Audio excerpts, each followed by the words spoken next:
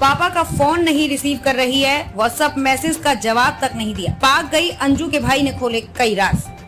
Facebook दोस्त से मिलने पाकिस्तान गई अंजू ने परिवार से दूरी बना ली है। पिता गया प्रसाद थॉमस ने बात करने के लिए उसे कॉल किया, लेकिन उसने कॉल रिसीव नहीं की।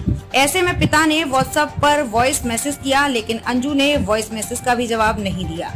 अंजू के भाई डेविड थॉमस का कहना है कि अंजू के बारे में उसे इससे ज्यादा कुछ नहीं मालूम है। गुरुवार को अंजू के भाई डेविड थॉमस से बातचीत की। डेविड का कहना है कि अंजू ने बुधवार को पिता का कॉल रिसीव नहीं किया है। अंजू के इस व्यवहार से परिवार में गुस्सा है। डेविड ने अंजू के भारत लौटने के प्रश्न पर पूछा कि वो कब तक आएगी, तो ये उसे ही मालूम होगा।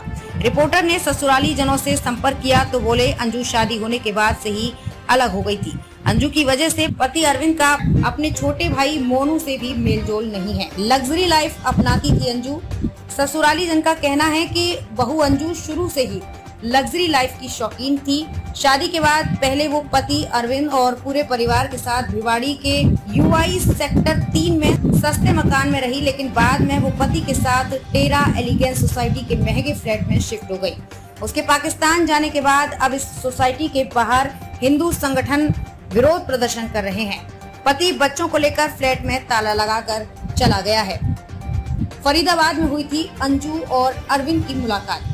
ग्वालियर के टेकनपुर स्थित गोना गांव की अंजू और उत्तर प्रदेश में बलिया की खरवार गांव के अरविंद की मुलाकात फरीदाबाद में हुई थी। फरीदाबाद में अंजू पिता के साथ रहती थी। वर्ष 2007 में अंजू और अरविंद की शादी हुई।